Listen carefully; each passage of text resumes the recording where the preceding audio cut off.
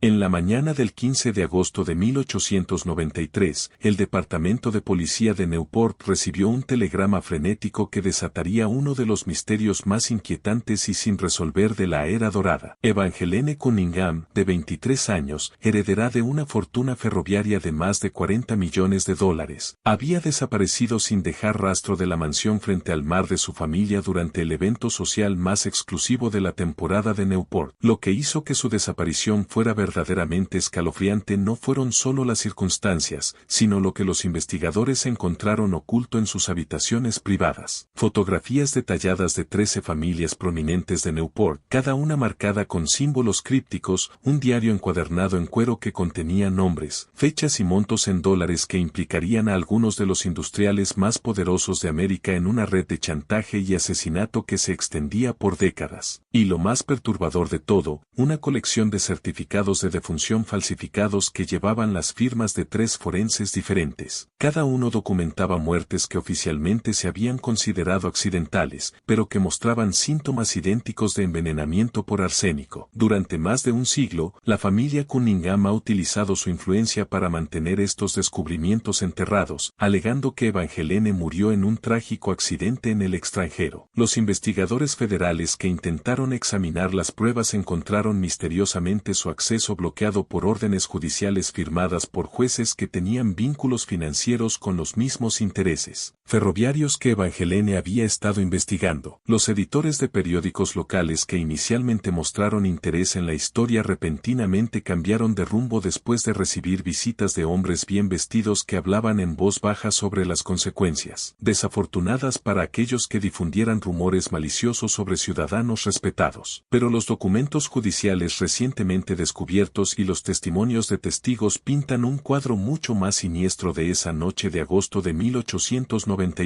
Un alijo de cartas encontradas en las paredes de una mansión demolida en Providence revela que Evangeline había estado trabajando con una red de investigadores privados, periodistas extranjeros e incluso agentes federales que documentaban secretamente lo que ellos llamaban la conspiración estadounidense, una campaña sistemática de asesinato y corrupción que llegaba a los niveles más altos del gobierno y los negocios. Antes de continuar con la historia de Evangeline Cunningham y los oscuros secretos que podrían haberle costado la vida, asegúrese de suscribirse a nuestro canal y háganos saber en los comentarios de qué estado o ciudad nos escucha. Nos encanta escuchar a nuestra comunidad de amantes de los misterios que nos ayudan a descubrir estas verdades enterradas. Esta noche, revelaremos pruebas que sugieren que la desaparición de Evangeline no fue un incidente aislado, sino parte de un patrón de eliminaciones que reclamó la vida de al menos 37 personas que amenazaban con exponer lo que los documentos contemporáneos se referían como el Pacto de Newport, una alianza secreta de las familias más ricas de América que habían dividido los recursos de la nación entre ellas y estaban dispuestas a matar a cualquiera que desafiara su control. Newport en el verano de 1893 era la joya indiscutible de la alta sociedad estadounidense, pero debajo de su superficie brillante se encontraba una red de secretos, rivalidades y violencia apenas contenida que habría sorprendido al público estadounidense si hubieran conocido la verdad. La ciudad costera de Rhode Island se había transformado de un modesto asentamiento colonial en lo que los periódicos llamaron el Monte Carlo de América, un lugar de recreo donde los varones del ferrocarril, los magnates del acero y las dinastías navieras competían para superar a los demás con demostraciones de riqueza sin precedentes. La famosa avenida Bellevue se había convertido en una procesión de palacios de mármol que se hacían pasar por catillis de verano, cada uno más extravagante que el anterior, cuya construcción había costado la vida de docenas de trabajadores inmigrantes cuyas muertes rara vez fueron registradas o investigadas. La transformación de Newport en este paraíso dorado había sido cuidadosamente orquestada por un pequeño grupo de familias que reconocieron que la riqueza concentrada requería no solo astucia empresarial, sino también métodos sofisticados de control social. Habían aprendido de los disturbios laborales y los desafíos políticos de las décadas de 1870 y 1880 que la opinión pública podía ser peligrosa para sus intereses. Newport representaba su solución, una comunidad cerrada donde podían planificar sus estrategias comerciales, organizar matrimonios entre sus hijos y coordinaron sus respuestas a las amenazas sin temor a interferencias externas. La familia Cunningham ocupaba una posición de especial prominencia en este mundo tan exclusivo. Harrison Cunningham había construido su imperio a través del ferrocarril ferrocarril Baltimore y Newport, una red que conectaba los principales centros industriales del noreste y que se había vuelto esencial para el movimiento de carbón, acero y productos manufacturados. Para 1893, su riqueza se estimaba en más de 40 millones de dólares, equivalente a más de 1.000 millones de hoy en día, pero esta cifra solo representaba sus activos reconocidos. Los registros bancarios privados, que no se descubrirían hasta la década de 1970, revelaron que Cunningham controlaba empresas fantasma por un valor de al menos otros 20 millones de dólares, incluyendo operaciones mineras en Colorado, empresas madereras en el Pacífico Noroeste y compañías navieras que operaban bajo banderas extranjeras para evitar las leyes laborales estadounidenses. La finca de la familia en Newport, Windward Hall, se encontraba majestuosamente sobre un acantilado de 12 acres con vista al Atlántico. Sus 68 habitaciones estaban llenas de tesoros recolectados de toda Europa, pero la mansión también contenía características que pocos invitados llegaron a ver. Una oficina privada de telégrafos conectada directamente a los centros de despacho ferroviarios, una bóveda de documentos con paredes lo suficientemente gruesas como para resistir dinamita y una red de túneles subterráneos que conectaban con instalaciones similares en las fincas vecinas. Estas características reflejaban la realidad de que la temporada social de Newport era tanto sobre coordinar conspiraciones empresariales como sobre entretenimiento. Pero fue la hija de Harrison, Evangeline, quien realmente cautivó a la sociedad de Newport, mientras representaba al mismo tiempo su mayor amenaza interna. Descrita por sus contemporáneos como poseedora de una belleza etérea que parecía casi de otro mundo, había regresado de 3 años en escuelas de terminación europeas con una educación que superaba con creces lo que se consideraba adecuado para las jóvenes de su estatus. Hablaba 4 idiomas con fluidez, había estudiado filosofía y literatura en la Sorbona y poseía lo que su gobernanta diplomáticamente calificaba de una mente incómodamente inquisitiva. O, más preocupante para los intereses de su familia, también había recibido instrucción en contabilidad, derecho empresarial y técnicas de investigación de profesores que no sabían que estaban educando a alguien que usaría esas habilidades para amenazar toda la estructura del poder corporativo estadounidense. A los 23 años, Evangeline ya había rechazado propuestas de matrimonio de 2 condes europeos y el hijo de un magnate del acero de Pensilvania, para frustración creciente de sus padres. Pero sus rechazos no se basaban en una preferencia romántica. Surgieron de su descubrimiento de que cada uno de estos pretendientes había sido seleccionado específicamente porque sus familias eran cómplices en la misma red de corrupción de la que dependía el imperio empresarial de su padre. A través de una investigación cuidadosa, había aprendido que los condes europeos eran representantes de intereses bancarios que blanqueaban las ganancias de accidentes industriales estadounidenses, mientras que el hijo del magnate del acero era personalmente responsable de la muerte de más de 40 trabajadores en una serie de colapsos mineros prevenibles. El verano de 1893 había sido particularmente tenso para la familia Cunningham y, en verdad, para todas las familias de la élite de Newport. La salud de Harrison se estaba deteriorando, aunque pocos se dieron cuenta de que sus síntomas coincidían con los de otros líderes empresariales que habían comenzado a cuestionar los métodos del Pacto de Newport. Comenzaron a surgir preguntas sobre la sucesión ferroviaria entre socios comerciales y competidores, particularmente porque varios accidentes recientes habían eliminado desafíos potenciales al control de Cunningham sobre las rutas de transporte clave. Evangeline, como única heredera, heredaría todo, pero solo si se casaba antes de su 25 cumpleaños, según los términos del testamento de su abuelo. Esta estipulación legal había creado un sentido de urgencia que impregnaba cada reunión social de esa temporada, pero también le había otorgado a Evangeline una poderosa posición de negociación. Ella había dejado saber discretamente entre los asociados comerciales de sus padres que su cooperación con el requisito de matrimonio podría depender de recibir respuestas satisfactorias a ciertas preguntas sobre las operaciones del negocio familiar. El contexto más amplio de 1893 agregó una capa adicional de complejidad a las ya intrincadas dinámicas sociales de Newport. El país estaba atrapado por la crisis de 1893, una grave depresión económica que comenzó esa primavera cuando la compañía de ferrocarriles de Filadelfia y Reading fracasó, desencadenando una cascada de quiebras bancarias y bancarrota de empresas. Mientras los residentes ricos de Newport parecían en su mayoría aislados de la crisis financiera, muchas fortunas estaban silenciosamente desmoronándose, y varias familias prominentes se habían visto obligadas a vender sus mansiones o retirarse a residencias más pequeñas, aunque mantenían sus fachadas públicas de prosperidad. Lo que el público en general no sabía era que la crisis de 1893 había sido deliberadamente planeada por el Pacto de Newport como un método para consolidar su control sobre la industria estadounidense. Al manipular los mercados de crédito y desencadenar quiebras estratégicas, habían podido adquirir los activos de competidores por una fracción de su valor real, mientras que su propia riqueza permanecía protegida a través de cuentas bancarias extranjeras y empresas fantasma. En esta atmósfera de crisis artificial y desesperación oculta, la enorme herencia de Evangeline Cunningham había adquirido una calidad casi mítica entre los círculos sociales de Newport. La atmósfera psicológica de Newport en 1893 se complicó aún más por la presencia de numerosos visitantes europeos que no habían llegado solo por razones sociales, sino como representantes de intereses bancarios e industriales que buscaban establecerse en la economía estadounidense. Muchos de estos visitantes se sorprendieron por el nivel de violencia e intimidación que descubrieron entre la élite empresarial de Estados Unidos. El conde Friedrich von Stauffen, un banquero alemán que asistió a varios eventos sociales en Newport ese verano, escribió en su diario privado: "Los estadounidenses hablan de competencia empresarial, pero lo que observo aquí se asemeja más a una guerra medieval realizada con armas modernas. Estas personas se han organizado en dominios feudales, cada uno protegiendo su territorio a través de métodos que sorprenderían incluso a los industriales europeos más despiadados". Las observaciones del conde fueron particularmente acertadas porque él presenció varios incidentes que otros invitados o bien pasaron por alto o decidieron ignorar. Durante una fiesta en los jardines de la finca Petton, observó a Theodore Petton en una discusión acalorada con un hombre que parecía ser un funcionario del gobierno federal. La conversación terminó con Pemberton entregando el maletín de cuero al oficial, quien se fue inmediatamente sin participar en las festividades sociales. Cuando von Stauffen preguntó discretamente sobre el incidente, le dijeron que tales intercambios eran asuntos comerciales rutinarios que no debían preocupar a los invitados sociales. La noche del 14 de agosto de 1893 comenzó como muchas otras en el calendario social de Newport, pero los relatos contemporáneos sugieren que muchos de los participantes sabían que estaban asistiendo a lo que podría ser el acto final de un drama que se venía gestando durante meses. Los Cunningham estaban organizando su baile anual de fin de verano, una tradición que se había convertido en una de las invitaciones más codiciadas de la temporada, pero también en una reunión que servía para múltiples propósitos más allá del entretenimiento social. Más de 300 invitados fueron convocados a Windward Hall, representando no solo la crema de la sociedad estadounidense y europea, sino también un grupo cuidadosamente seleccionado de políticos, jueces, periodistas y líderes empresariales cuya cooperación era esencial para mantener el control del Pacto de Newport sobre el comercio estadounidense. La mansión brillaba con luces eléctricas, aún una novedad en 1893 y una muestra de sofisticación tecnológica que pocas residencias privadas podían igualar. El sistema eléctrico no solo se había instalado para iluminar, sino también para alimentar un intercambio privado de teléfonos que permitía a la familia Cunningham mantener comunicación instantánea con los centros de despacho ferroviarios, bolsas de valores y oficinas de telégrafos a través de la nación. Faroles chinos iluminaban los jardines de la terraza que descendían hacia el océano, pero entre la iluminación decorativa se ocultaban luces de calcio que podían iluminar instantáneamente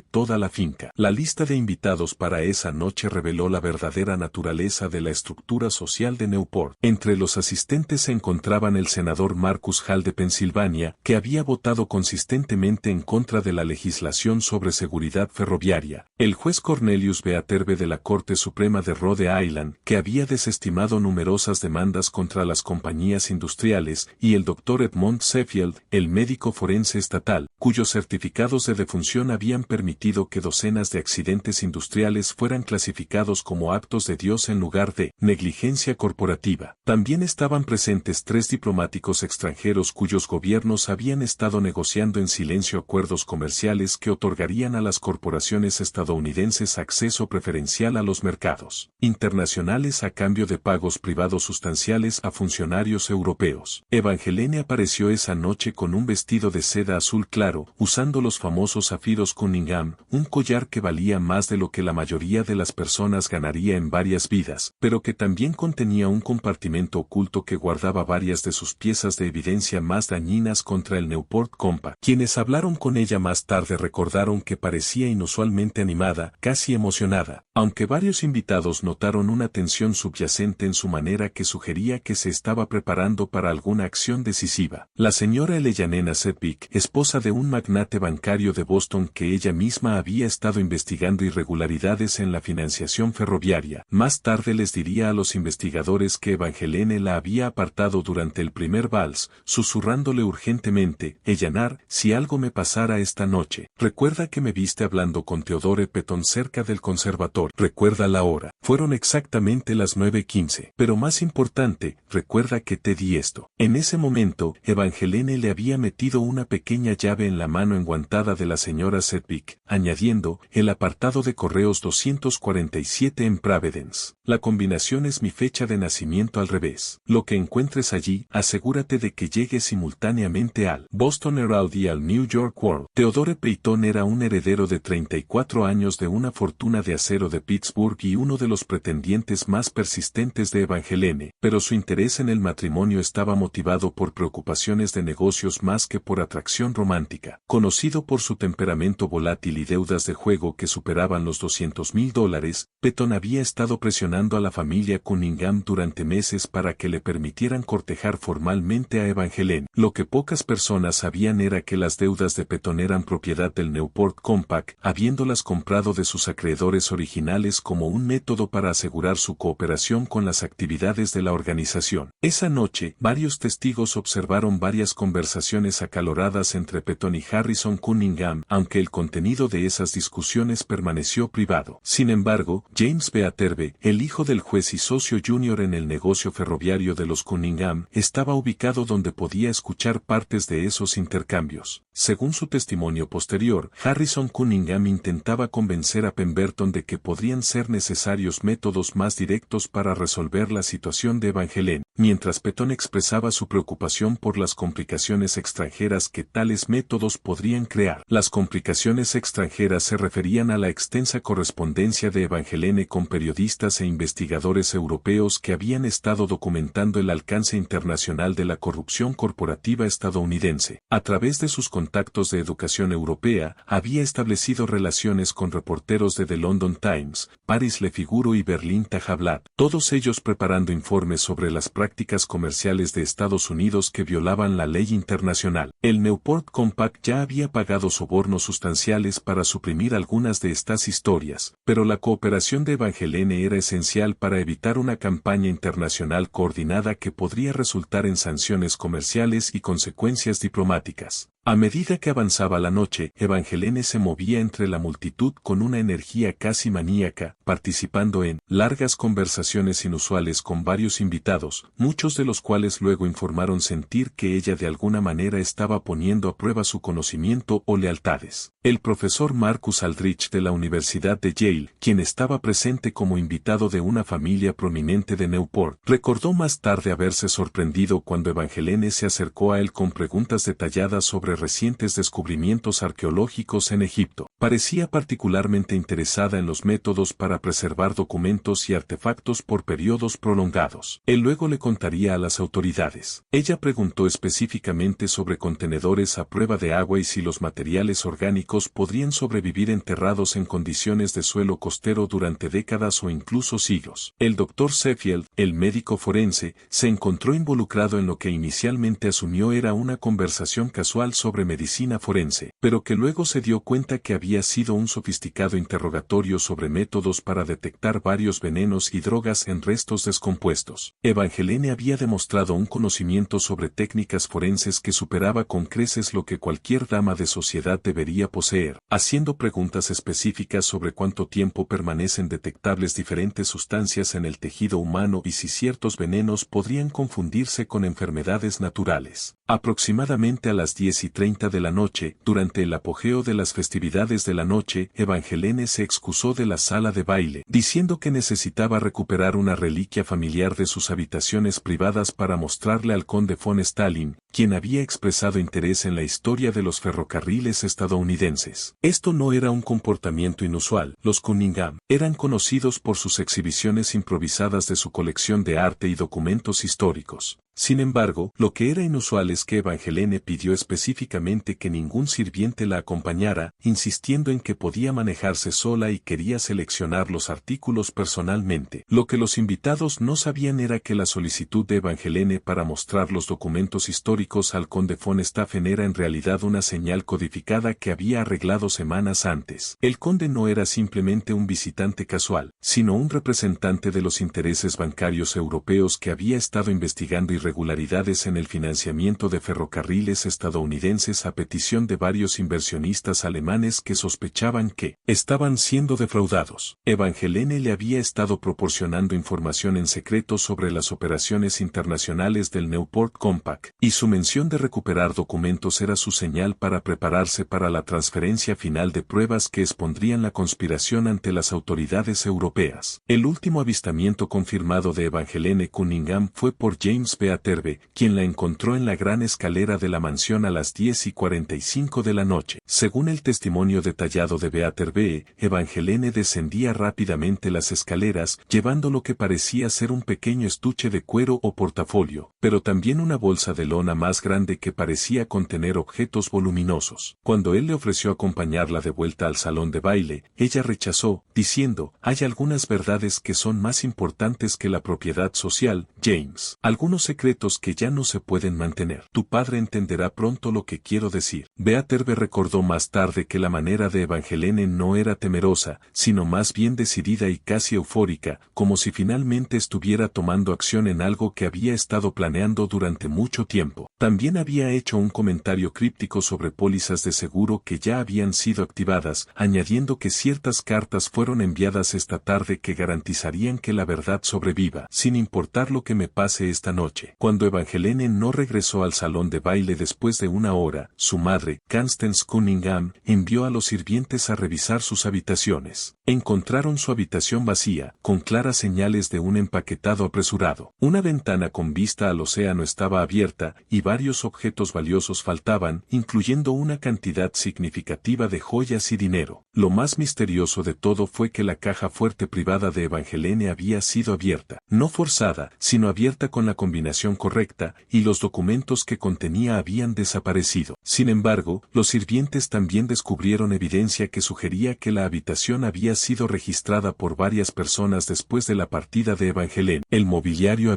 se movió ligeramente. Se encontraron y examinaron compartimentos ocultos, e incluso las tablas del suelo mostraron signos de haber sido levantadas y luego cuidadosamente reemplazadas. Esto sugería que, sea lo que sea que Evangeline había sacado de su caja fuerte, otras partes ya sabían de su existencia y habían realizado su propia búsqueda de materiales adicionales que ella podría haber dejado atrás. La respuesta inmediata a la desaparición de Evangeline reveló la compleja red de relaciones y rivalidades que definían la sociedad de la Edad Dorada de Newport, pero también demostró los métodos sofisticados que las familias más ricas de América habían desarrollado para controlar la información y gestionar los posibles escándalos. El primer instinto de Harrison Cunningham fue controlar la narrativa, contratando inmediatamente investigadores privados de la agencia de detectives Pinkerton en lugar de depender solo de las autoridades locales. Esta decisión resultaría crucial más tarde, ya que permitió a la familia suprimir pruebas que podrían haber llevado a una resolución más rápida del caso, pero también reveló hasta qué punto las autoridades locales ya habían sido comprometidas por la influencia corporativa. Los agentes de Pinkerton, liderados por el capitán detective William Harrington, comenzaron su investigación examinando los efectos personales de Evangeline y entrevistando al personal de la mansión. Lo que descubrieron pintaba el retrato de una joven que había llevado una vida mucho más compleja y peligrosa de lo que cualquiera había sospechado. Compartimentos